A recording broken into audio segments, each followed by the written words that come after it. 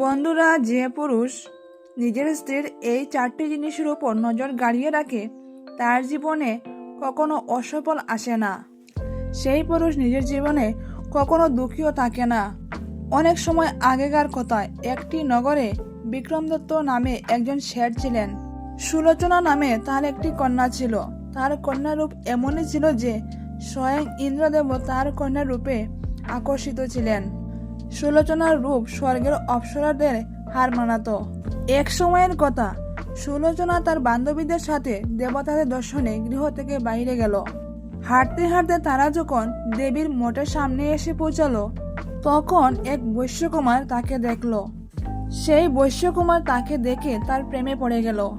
সে অনেকক্ষণ তার দিকে তাকিয়ে থাকলো এবং ভাবলো যে এত সুন্দর কন্যা যদি আমি কখনো পাই তাহলে তো আমার জীবন ধন্য হয়ে যায়। সেই বৈশ্যকুমার সুলোচনার প্রেমে পুরোপুরি পাগল হয়ে গেছিল।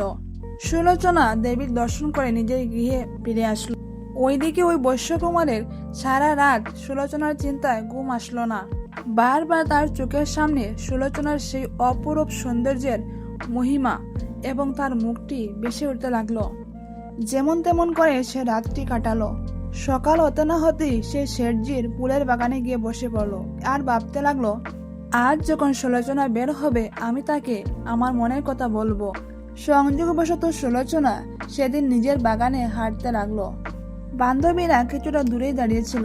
সুযোগ বুঝে সেই বৈশ্যকুমার সুলোচনার সামনে উপস্থিত হলো আর সুলোচনাকে বলতে লাগলো, হে রূপবতী, আমি যখন থেকে তোমাকে দেখেছি তখন থেকে আমি তোমার প্রেমে পাগল হয়ে গেছি। আমার রাতের ঘুম উড়ে গেছে। আমার জীবনের সুখ শান্তি আর কিছুই নেই। আমি তোমার প্রেমে পাগল হয়ে গেছি। আমি তোমাকে ছাড়া এই সংসারে আর জীবিত থাকতে চাই না। বৈশ্যকুমারের এইসব কথা শুনে সুলোচনা বলল, হে যুবক, আমার পিতা আমার বিবাহ অন্য কোথাও ঠিক করে রেখেছেন। আর কিছুদিনের মধ্যেই আমি সেই ব্যক্তির স্ত্রী হতে চলেছি। আপনি আমার অভিলাষা ছেড়ে এখান থেকে চলে যান। আমার পিতা যদি জানতে পারে আপনার কথা তাহলে আপনাকে এখানকার রাজাকে বলে শুলেতে চড়িয়ে দেবে। যেমন ভাবে কাক রাতে দেখতে পায় না আর পেঁচা দিনে কিছু দেখতে পায় না, সেইভাবে কামুক পুরুষ কিছুই দেখতে পায় না। সে আগে পিছে কিছুই চিন্তা করে না। সেই বৈশ্যকুমার যে কোনো উপায়ে সুলোচনাকে পেতে চাইল।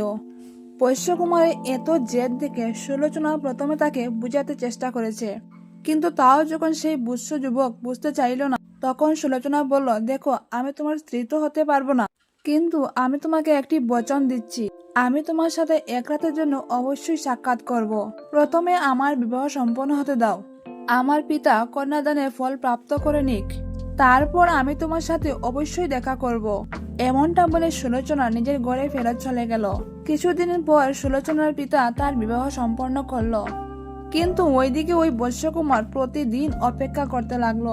সে ভাবতে লাগলো, এমন কোন দিন হবে যেদিন সুলোচনা আমার সাথে একটা রাত কাটাবে। অনেকদিন কেটে যাওয়ার পর বৈশ্যকুমার ভাবতে লাগলো যে সুলোচনা আমাকে মিথ্যা কথা বলেনি তো। এমনটা ভাবতে ভাবতে বৈশ্যকুমার সেই সুলোচনার শ্বশুর বাড়িতে চলে গেল। সেখানে সে এক ভিক্ষুকের রূপ ধারণ করলো। ভিক্ষা করতে করতে সে সুলোচনার ঘরের সামনে উপস্থিত হলো। সুলোচনা যখন ভিক্ষা দেওয়ার জন্য বাইরে বেরোলো, দেখতে পেল সেই বৈশ্যকুমারকে। তখন বৈশ্যকুমার সুলোচনাকে বলতে লাগলো, হে প্রিয়ে, তুমি কি আমাকে মিথ্যে কথা বলেছিলে? তুমি যে বলেছিলে যে তুমি এক রাতের জন্য অবশ্যই আমার সাথে থাকবে, তুমি সবকিছু বলে গেলে। তুমি ভাবতেও পারবে না যে আমি এক এক দিন কিভাবে কাটিয়েছি। প্রত্যেকটি দিন এক একটি বছরের সমান কেটেছে আমার। ভিক্ষুকের কথা শুনে সুলোচনা বলল, আমার কিছু সমস্যার জন্য আমি তোমার সাথে সাক্ষাৎ করতে পারিনি এতদিন, কিন্তু তুমি যখন এতদূর চলে এসেছো তাহলে তুমি চিন্তা করো না। আজ রাত্রে আমি তোমার সঙ্গে অবশ্যই দেখা করতে আসবো। নগরের বাইরে যে পুকুরটি আছে তার পাশের বাগানে তুমি আমার জন্য অপেক্ষা করো। এমন কথা শুনে সেই বৈশ্যকুমারের খুশির ঠিকানা থাকলো না। সে ভাবতে লাগলো, যদি সূর্য দিনেই অস্ত যেত তাহলে কতই না ভালো হতো। যেমন তেমন করে সে দিন কাটালো। যখন রাত হলো তখন সে ওই বাগানে বসে পড়লো এবং সুলোচনার জন্য অপেক্ষা করতে লাগলো। এদিকে সুলোচনা নিজের পরিবারের সকলকে রাতের ভোজন করালো এবং সামান্য ভোজন তালায় রেখে নিজের স্বামীর কাছে গেল। সবাই যখন ঘুমিয়ে পড়েছিল কিন্তু তার স্বামী তখনও জেগেছিল। যখন তার স্বামী সুলোচনাকে আলিঙ্গন করতে চাইল, সুলোচনা তাকে এমনটা করতে বাধা দিল এবং কাঠের উপর উদাস হয়ে বসে পড়ল। সুলোচনাকে এমনভাবে বসে থাকতে দেখে তার স্বামী ভাবল হয়তো বাড়িতে সুলোচনাকে কেউ কিছু বলেছে। সুলোচনার স্বামী বারবার তাকে জিজ্ঞাসা করতে লাগলো, কি হয়েছে, তুমি এমন কেন করছো? তখন সুলোচনার স্বামী বলল, হে প্রিয়ে, অনেকদিন হয়েছে তুমি তোমার মাতা পিতার সঙ্গে সাক্ষাৎ করতে যাওনি, তার জন্য তুমি উদাস নয় তো? নাকি বাড়িতে কেউ তোমাকে কিছু বলেছে? আমাকে পরিষ্কার করে বলো আসলে ঘটনা কি হয়েছে।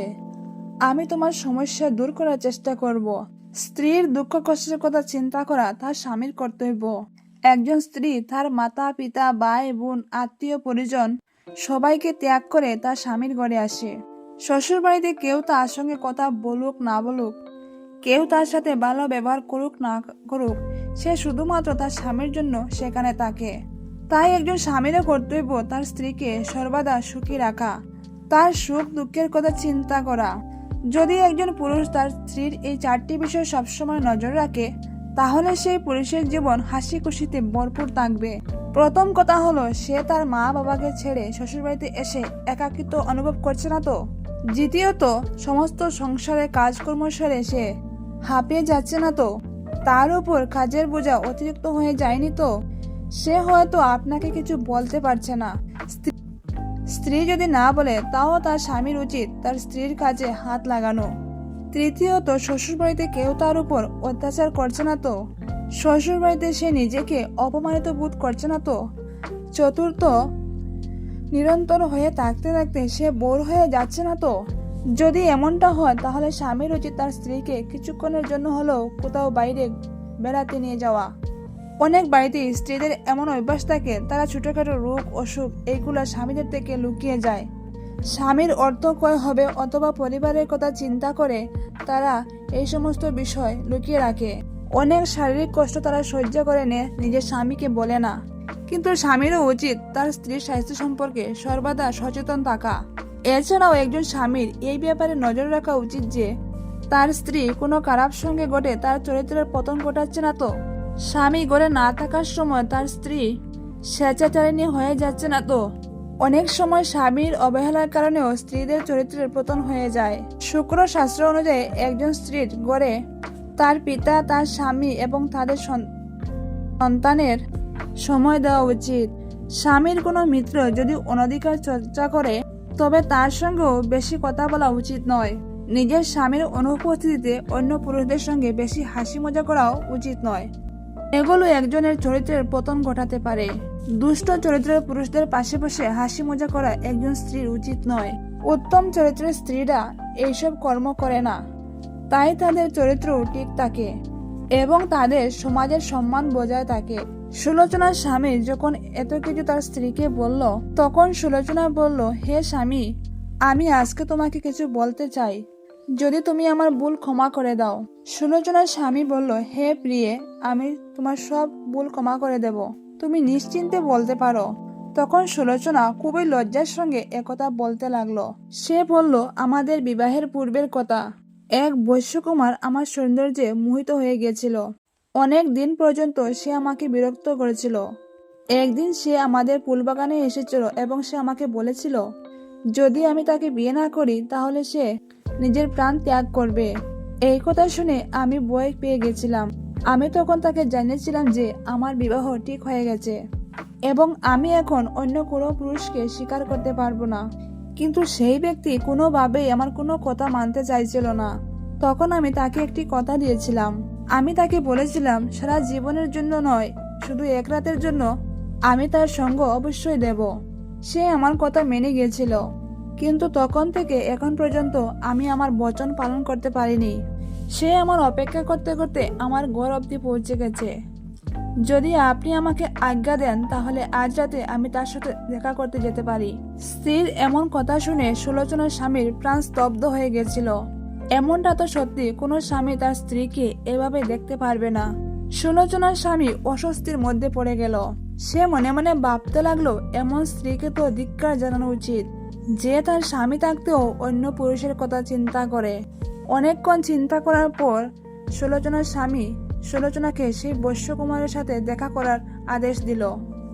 স্বামীর অনুমতি পেয়ে সুলোচনা সেই খাবারের তালা নিয়ে বৈশ্যকুমারের কাছে গিয়ে পৌঁছালো। সুলোচনা যখন রাস্তা দিয়ে সেই বৈশ্যকুমারের কাছে দেখা করতে যাচ্ছিল তখন ছিল ঘোর অন্ধকার। সেই সময় রাস্তা দিয়ে একটা চোর চুরি করতে যাচ্ছিল। সুলোচনাকে দেখে সেই চোরটি তার রাস্তা আটকালো এবং বলল, তুমি কে? এত রাতে তুমি কার সঙ্গে দেখা করতে যাচ্ছ? সুলোচনা চোরকে বলল, আমার রাস্তা ছেড়ে যাও, আমি খুব দরকারে সেই বাগানে যাচ্ছি। চোরটি সুলোচনাকে বলল, তুমি জানো না আমি একটা চোর, হাতে আসা ধন সম্পত্তি আমি কখনো হাতছাড়া হতে দেই না।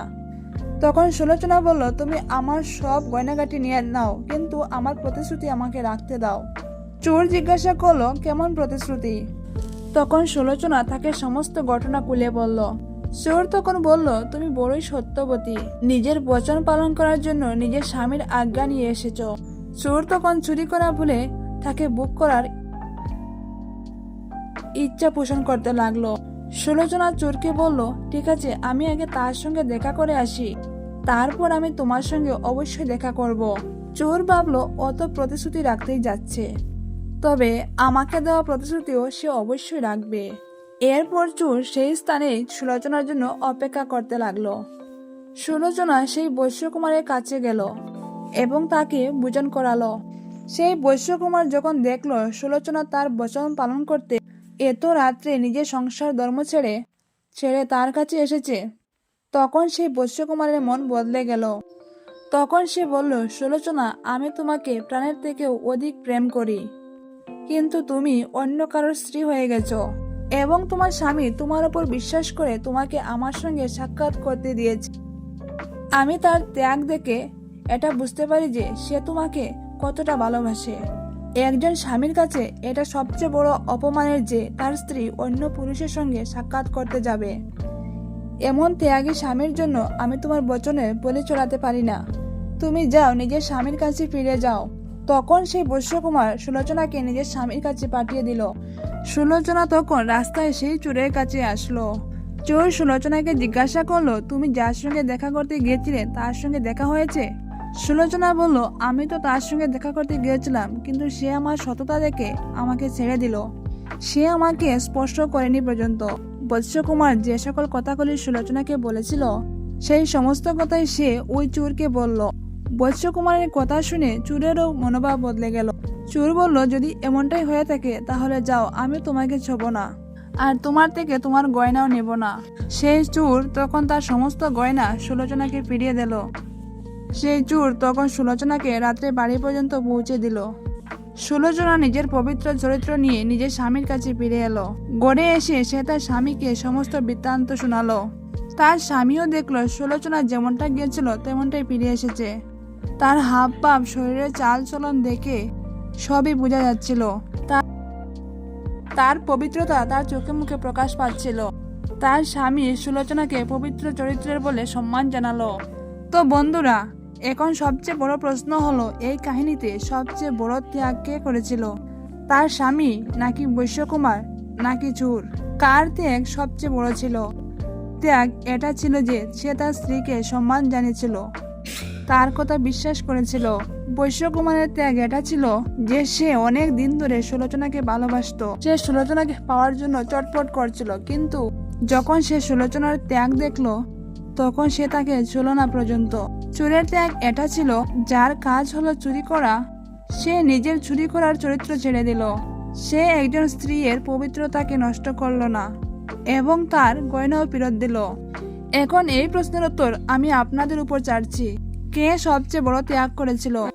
আপনাদের মূল্যবান মতামত কমেন্ট বক্সে অবশ্যই জানাবেন। ভিডিওটি ভালো লাগলে অবশ্যই ভিডিওটিতে একটি লাইক করুন।